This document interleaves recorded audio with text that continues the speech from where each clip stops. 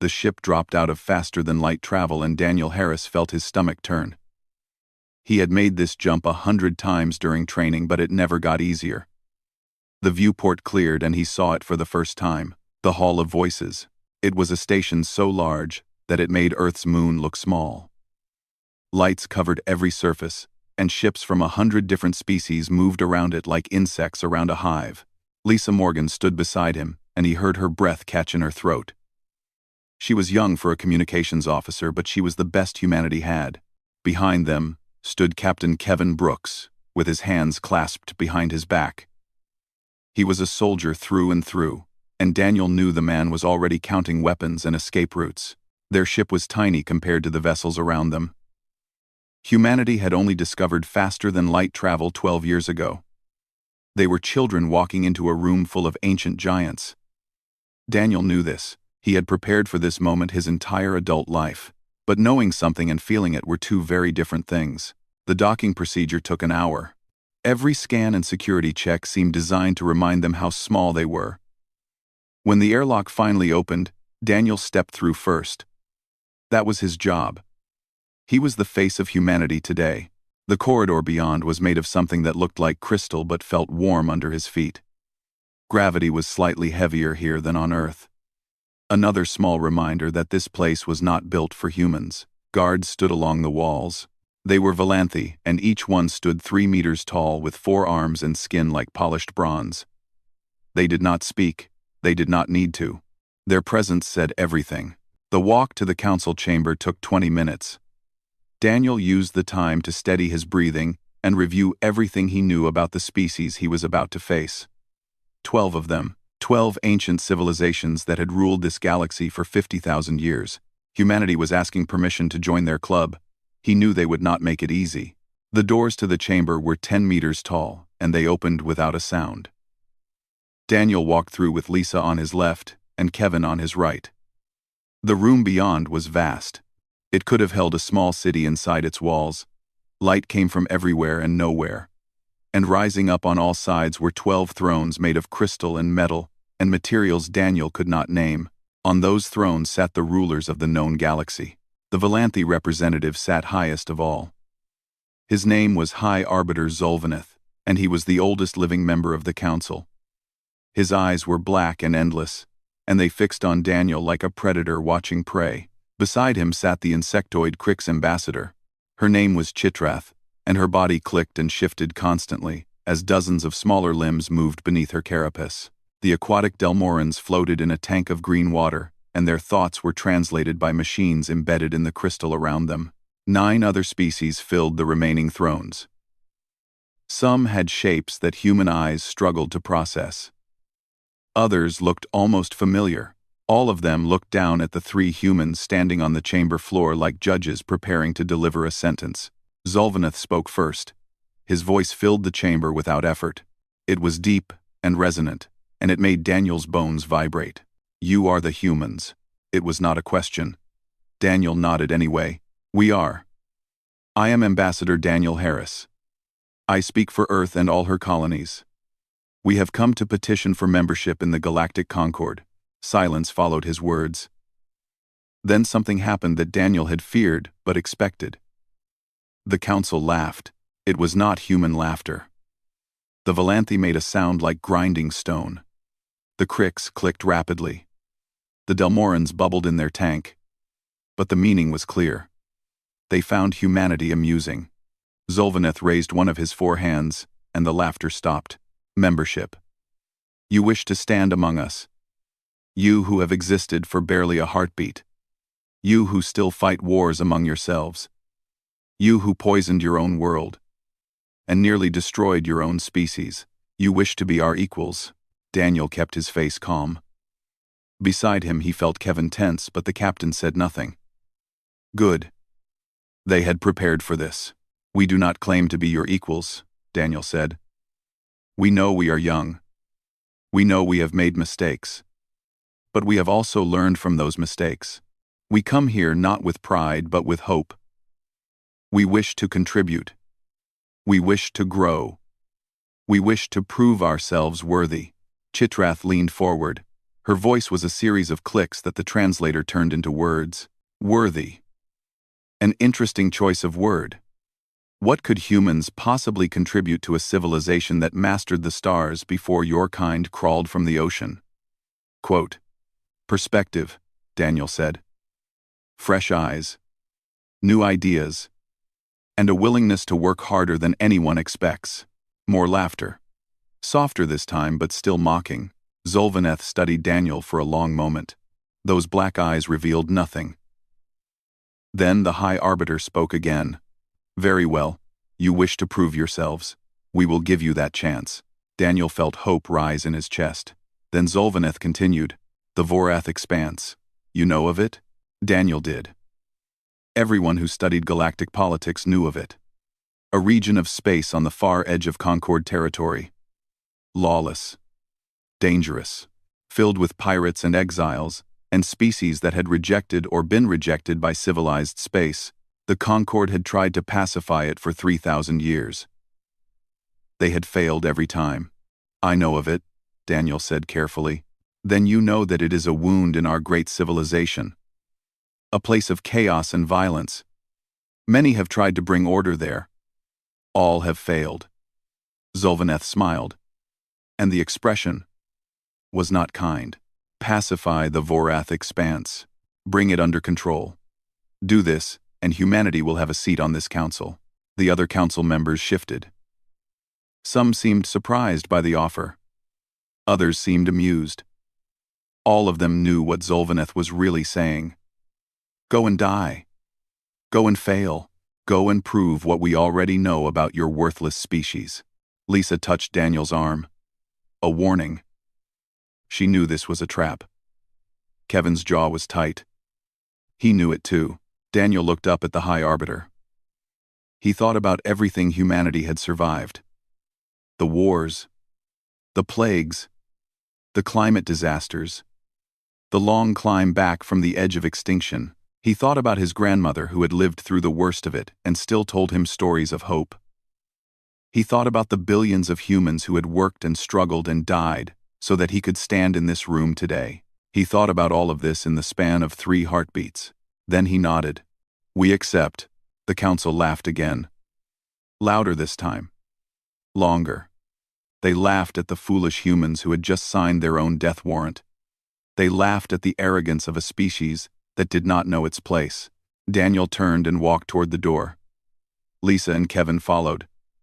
None of them spoke. None of them looked back.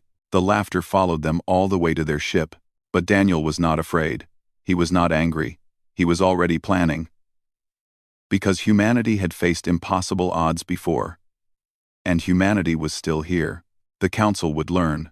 The galaxy would learn. Humanity did not know how to give up. They just had to be patient.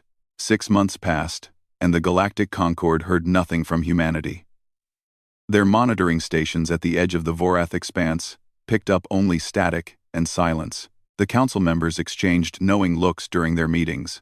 They had already begun composing the official statement they would release when human remains were finally discovered. High Arbiter Zolvaneth felt satisfied. The young species had been dealt with quickly and efficiently. No war, no diplomatic incident, just a foolish civilization marching into its own grave. He began reviewing applications from other species seeking membership. Perhaps one of them would be more reasonable, but in the darkness of the expanse something else was happening. Something the council could not see and would not have believed if they had. Fleet Admiral Maria Santos stood on the bridge of the carrier Horizon and watched the planet below.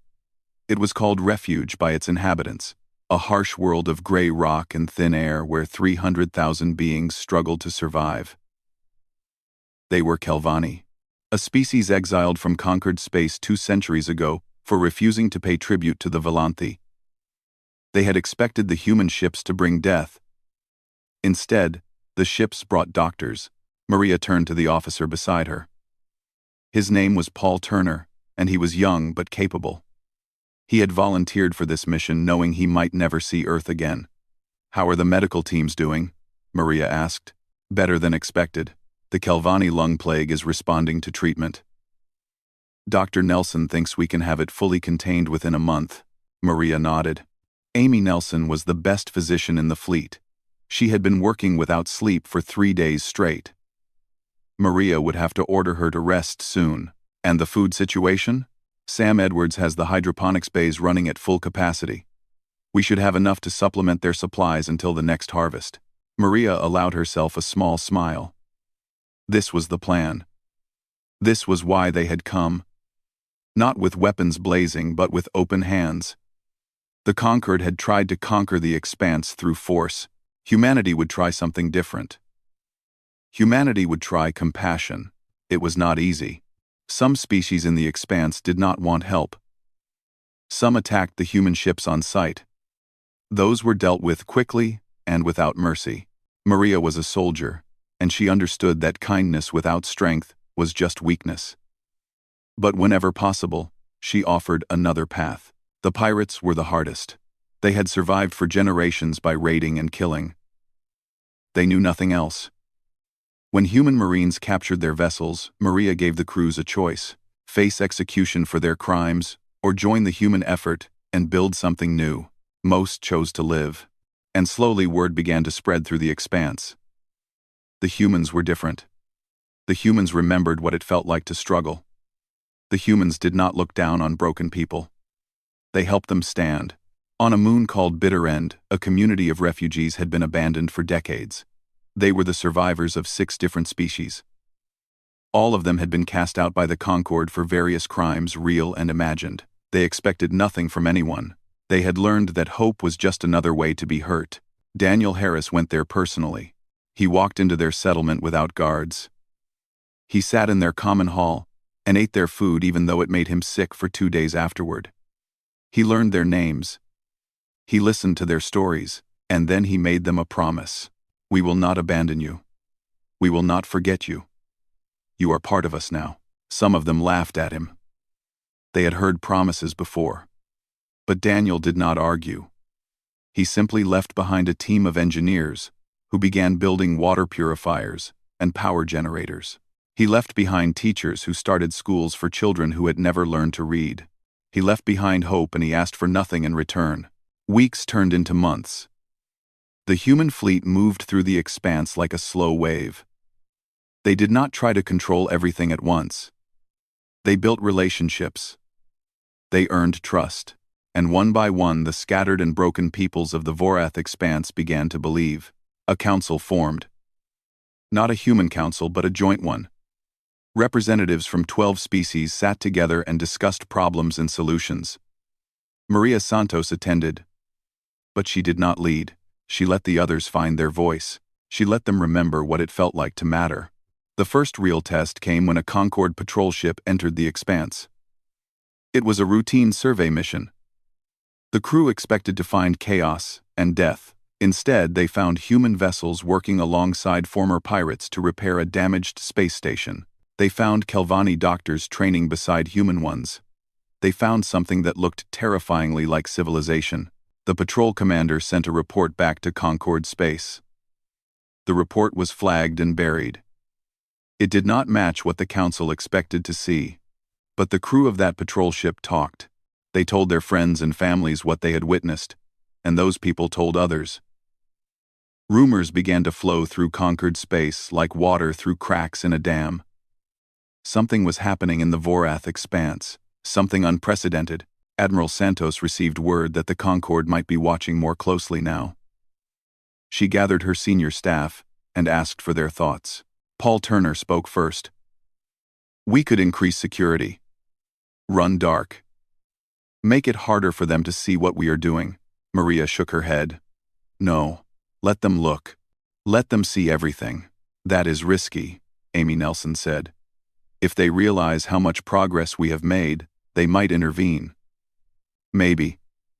But hiding is not why we came here. We came to build something. Something real. Something that can stand on its own even if we are gone. Let the council watch.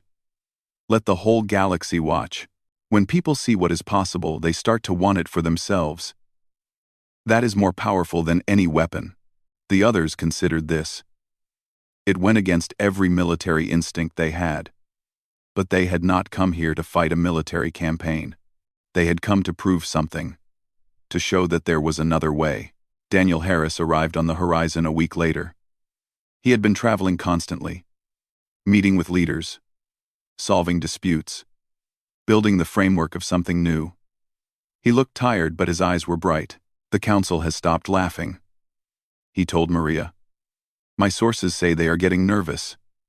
They expected us to fail quickly. Now they do not know what to expect. Good.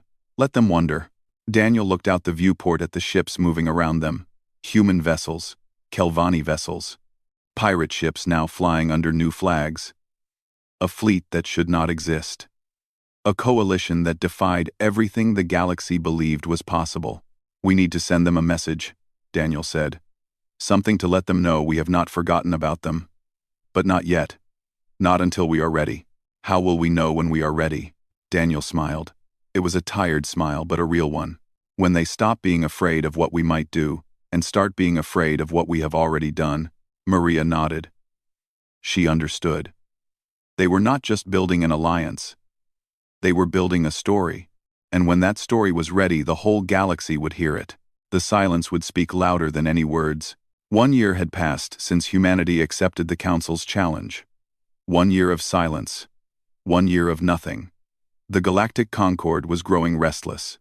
High Arbiter Zolvaneth stood in his private chambers and stared at the reports on his display. His intelligence networks had failed him.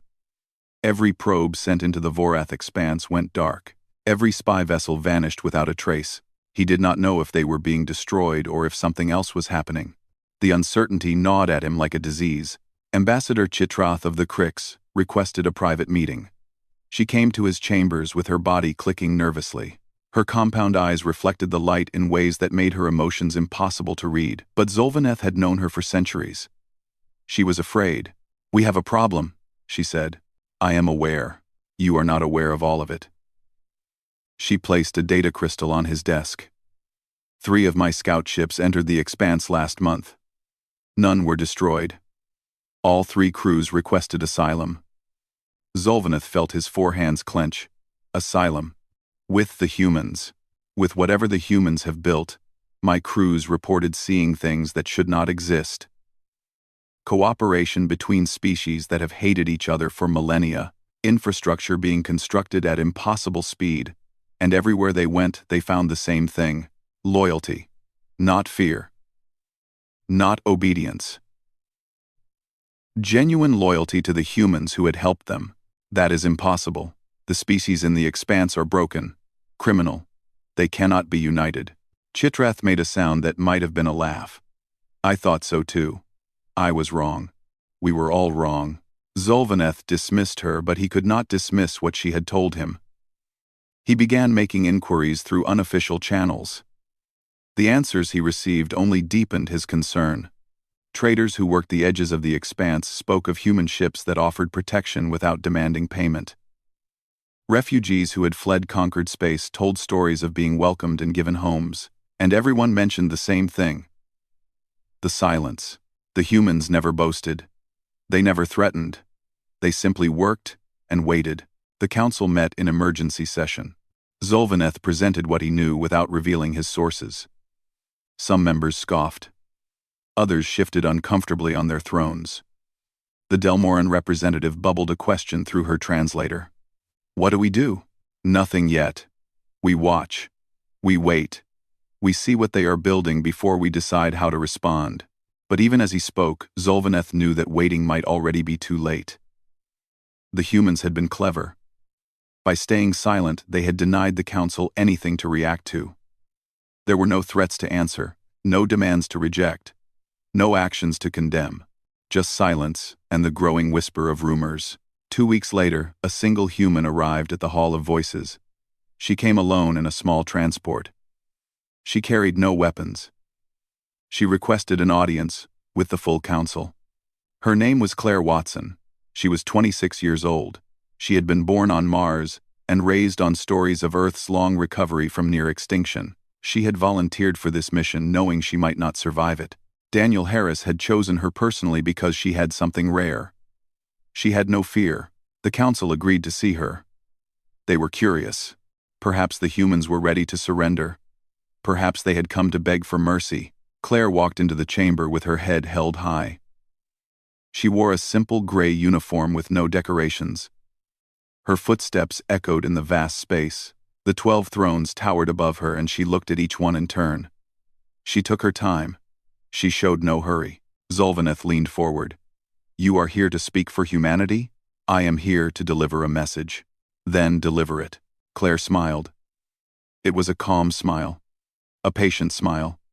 A smile that suggested she knew something the council did not. "We will return when we are ready." Silence followed her words. The council waited for more. There had to be more. A demand. A timeline. A threat. Something they could respond to. But Claire said nothing else. She simply stood there with her hands at her sides and waited. Chitrath clicked impatiently. "That is all?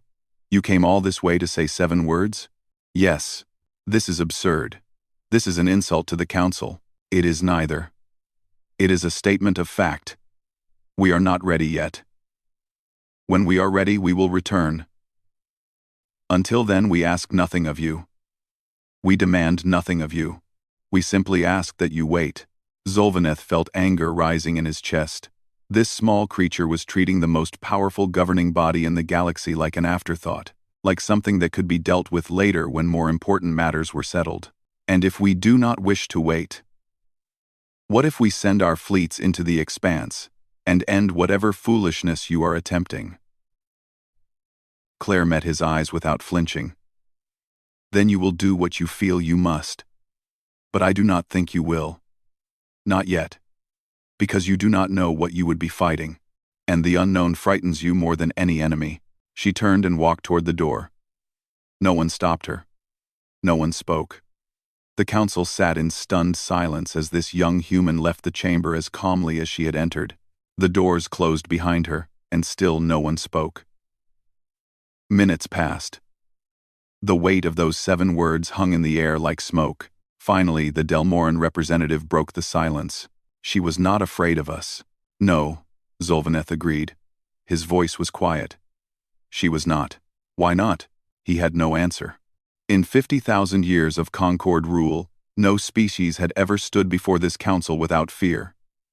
Fear was the foundation of their power. Fear was what kept the galaxy in order. And this human woman had looked at them like they were a minor inconvenience. The council debated for hours after Claire left. Some wanted to send a fleet immediately. Others urged caution. In the end, they decided to wait. Not because they were patient, not because they were wise, but because Zolvaneth was right. The unknown was more frightening than any known enemy. Claire Watson returned to the Expanse and reported to Daniel Harris. He listened to her account without interruption. When she finished, he nodded slowly. "You did well. They were afraid. I could see it. Good. Fear is the first step. Now we give them time to sit with that fear. Time to imagine what we might be doing. Time to realize that their laughter was a mistake." He looked out at the fleet that surrounded them. Hundreds of ships now. Species that had been enemies for centuries working side by side. A coalition built not on power, but on trust. "Soon," Daniel said. "Soon we will show them what silence can build." 2 years had passed since humanity walked into the Hall of Voices and accepted an impossible task. 2 years of silence and rumors. 2 years of growing fear. The Vorath Expanse was no longer a lawless wasteland. It had a new name now. The Foundation. And within its borders, 47 species had found something they never expected to find. They had found hope. Trade routes that once avoided the Expanse now flowed through it. Merchants discovered that Foundation ports offered fair prices and safe passage. Word spread quickly in trading circles. Within a year, the Foundation had become one of the busiest commercial hubs in the galaxy. Money that once flowed to conquered worlds now flowed elsewhere. High Arbiter Zolvaneth watched his economic reports with growing alarm. The numbers did not lie. The Concord was bleeding wealth. Not quickly, not dramatically, but steadily and consistently, like a wound that refused to heal. Worse than the economic damage was the political damage. Species that had been loyal to the Concorde for millennia were asking questions. If the humans could build something better in a lawless wasteland, then why had the Concorde never done the same? If outcasts and criminals could find peace and prosperity under human guidance, then what did that say about Concorde rule? Ambassador Chitrath brought him more troubling news. 3 minor species on the edge of Concorde space had formally requested to leave and join the Foundation. Their petitions were polite but firm. They cited the Foundation's policies of equality and respect. They cited the Concorde's history of exploitation and neglect. They were not wrong about any of it. The Council met in emergency session. The chamber that had once echoed with laughter now echoed with anger and fear. "We must act," declared the representative of the Morvani. His species was known for aggression, and he saw only one solution. Send the fleet. Crush them before they grow stronger. "And what message does that send?" asked the Delmoran. Her voice bubbled through her translator. "We would prove everything the humans have been saying about us. We would make martyrs of them, better martyrs than rivals." The debate raged for hours. Zolvanith listened and said little. He was thinking. The humans had played this perfectly. They had built their coalition quietly. They had made no threats. They had demanded nothing. Every aggressive move the Concorde made now would look like the actions of a bully attacking a peaceful neighbor. But doing nothing was also impossible. The longer they waited, the stronger the Foundation became. Already their combined fleet rivaled the Concorde's, and those ships were crewed by beings who had chosen to be there. Beings who believed in what they were fighting for. That kind of loyalty could not be bought or forced. Chitrath requested permission to speak. The chamber fell silent. Her intelligence network was legendary. When she spoke, the council listened. "I have spent the last 6 months studying the Foundation. I have sent agents. I have intercepted communications. I have done everything in my power to find a weakness." She paused. Her body clicked with what might have been nervousness. "I found none." Murmurs rippled through the chamber. The Foundation is not held together by fear or force. It is held together by belief. Every species in their coalition would die for the humans who saved them, not because they are ordered to, but because they want to. I have never seen anything like it. I did not believe it was possible. Zolvanith leaned forward. "Are you suggesting we surrender?" "I am suggesting we understand what we are facing. This is not a military problem. This is not an economic problem. This is a philosophical problem. The humans have offered the galaxy something we never did. They have offered dignity, and once a species tastes dignity, they do not willingly return to servitude." The chamber exploded into argument. Representatives shouted at each other. Ancient alliances cracked under the pressure of fear and blame. Through it all, Zolvanith remained silent. When the noise finally died down, he raised his hand. "We vote. Those in favor of military action." 7 hands rose. 7 species chose war. Those opposed. No hands rose. Those abstaining. 5 hands rose. 5 species were too afraid to commit either way. The motion passed. The Concorde would go to war. Orders went out to every corner of conquered space. 3,000 warships began assembling at the edge of the Vorath expanse. It was the largest military operation in 10,000 years. Every species contributed vessels. Every commander prepared for battle. Admiral Maria Santos received word of the approaching armada from her intelligence networks. She had expected this. They all had. She gathered her senior staff and presented the information without emotion. 3,000 ships. They outnumber us significantly. They have more firepower, more experience, more resources. Paul Turner studied the tactical display. "We can fight. We will lose, but we can make them pay for every system they take. That is not what we are going to do." The staff looked at her with confusion. "Daniel has a different plan. He always has." From the very beginning, this was about more than military victory. This was about changing the way the galaxy thinks, and you cannot change minds by fighting the same way everyone else fights. She transmitted new orders to every ship in the Foundation fleet. The captains read them, and many questioned what they saw. Maria answered each one personally. Trust me. Trust Daniel. Trust everything we have built together. When the moment comes, you will understand. Daniel Harris received a final report on the Concorde Armada. He read it alone in his quarters. Then he called Maria. It is time. What do you need from us? Tell everyone to stand ready. Tell them to hold their positions no matter what happens. And tell them to remain silent. No transmissions. No threats. No pleas. Complete silence. Maria hesitated. Daniel. They are coming to destroy us. No. They are coming because they are afraid. Afraid of what we have built. Afraid of what it means. Afraid of a future they cannot control. And we are going to show them something they have never seen before. What is that? Daniel looked out his viewport at the stars. Somewhere out there, 3,000 warships were coming to end everything he had worked for. Everything humanity had sacrificed for. And he was not afraid. We are going to show them what courage looks like. Real courage. The kind that does not need to shout or threaten or beg. The kind that simply stands and waits and lets actions speak louder than words. He ended the call and began preparing for the final confrontation. 2 years of work had led to this moment. 2 years of silence. Now the galaxy would see what that silence had built. The Concorde Armada dropped out of faster-than-light travel at the edge of Foundation space. 3,000 warships hung against the black canvas of space. Their weapons were charged. Their crews were ready. They had come to end a rebellion before it could truly begin. High Arbiter Zolvaneth commanded the fleet from his flagship.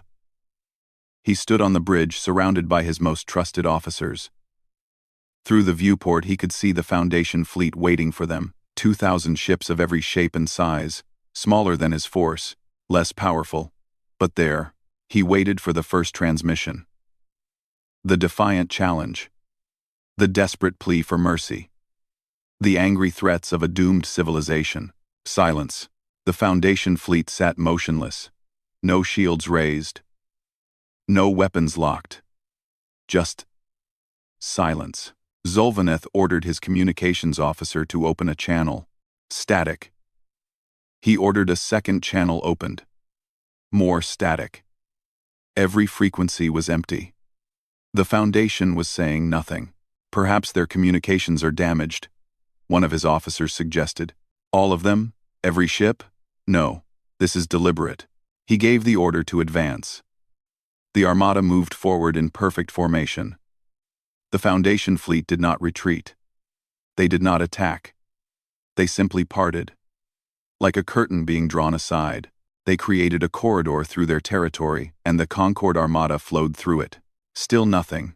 No traps, no ambushes, no words. The Armada reached Foundation Prime, the capital world of this impossible coalition.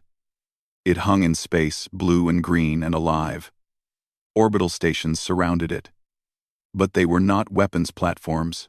They were hospitals, schools, research centers, refugee processing facilities. The infrastructure of civilization. On the planet below, billions of beings went about their lives. Sensors showed no panic, no evacuation, no military preparation. People were working and studying and living as if 3,000 warships had not just arrived to destroy them. Zolvaneth felt something he had not felt in centuries. Doubt. A small shuttle launched from one of the Foundation stations. It flew directly toward his flagship without hesitation. His officers wanted to destroy it. He ordered them to stand down. He wanted to see what the humans would do next. The shuttle docked. Zolvaneth sent guards to meet it. They reported that 3 humans had come aboard.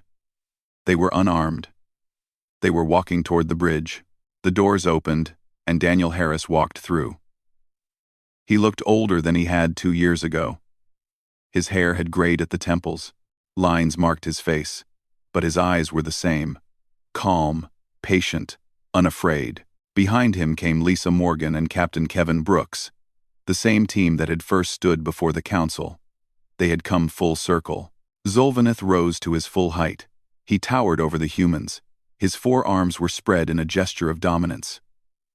Around him, his officers stood ready to kill at his command.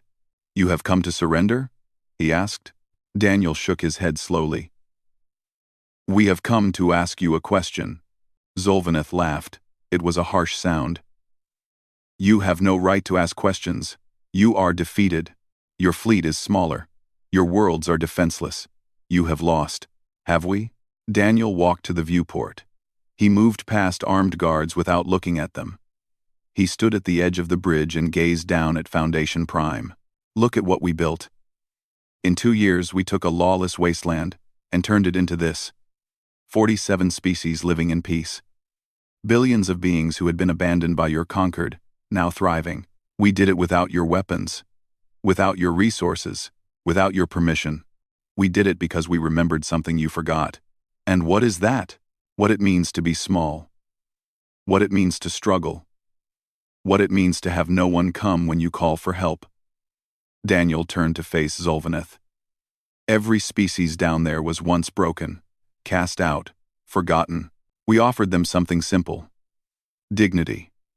A chance. A seat at a table where their voice mattered. And they gave us something in return. Loyalty. The kind you cannot buy or force. The kind that comes from the heart. Zolvaneth felt anger rising. Pretty words. But words do not stop weapons. One command and your little coalition burns. Yes. You could destroy us. Your ships outnumber ours. Your weapons are stronger. If you give the order, we will die. Daniel's voice remained steady. But we will not beg, we will not run, we will not fight. We will simply stand here in silence and let the galaxy watch what the Great Concord does to those who dared to be kind. Silence fell over the bridge. Zolvaneth looked at the human standing before him. This small creature with his short lifespan and fragile body, this representative of a species that had nearly destroyed itself before it ever reached the stars. And he understood. The galaxy was watching. Every species in Concord space had access to the feeds from this confrontation. Billions of beings were seeing this moment. They were watching 3 unarmed humans face down the most powerful military force in history. They were watching the Foundation fleet hold position without firing a shot. They were watching, and they were asking themselves a question. What would the Concord do? If Zolvaneth gave the order to fire, he would win the battle. But he would lose something far more important. He would prove everything the humans had been saying about the Concord. He would show the galaxy that the ancient council ruled through fear and cruelty. He would create a billion enemies where none had existed before. His hand hovered over the weapons console. One touch. One word. That was all it would take. Daniel watched him without flinching. So here is our question. You have the power to end us. But do you have the wisdom to let us live? Do you have the courage to admit that there might be a better way? Or will you prove to the galaxy that you are exactly what we said you were? The bridge was silent. Every officer waited. Every sensor recorded. Every viewer across the galaxy held their breath. Zolvaneth lowered his hand. What do you want? He whispered. Daniel smiled. It was not a smile of triumph. It was a smile of relief, of hope, of exhaustion after a very long journey. A seat at the table. The same thing we offered everyone else. Partnership, not servitude. Cooperation, not domination. A chance to build something better together. The Armada withdrew. The battle that never was ended without a single shot fired. The Concord did not fall that day. But it began to change. Within a decade, 6 species left to join the Foundation. Within a century, the 2 civilizations merged into something new. Something that combined the Concord's experience with humanity's compassion. Something that would spread across the galaxy and beyond. And in the histories written afterward, scholars always noted one remarkable fact. At their moment of greatest triumph, the humans did not celebrate. They did not gloat. They did not demand apologies or reparations. They simply walked forth in silence and let their actions speak. That silence echoed through the ages. It became a symbol, a reminder, a lesson. Sometimes the loudest statement is the one you never make. Sometimes the greatest victory is the one where no one has to die. And sometimes a species that everyone laughed at becomes the one that changes everything. Not through force, not through fear, but through the simple, stubborn belief that kindness is stronger than cruelty. Humanity remembered that lesson, and they made sure the galaxy never forgot it.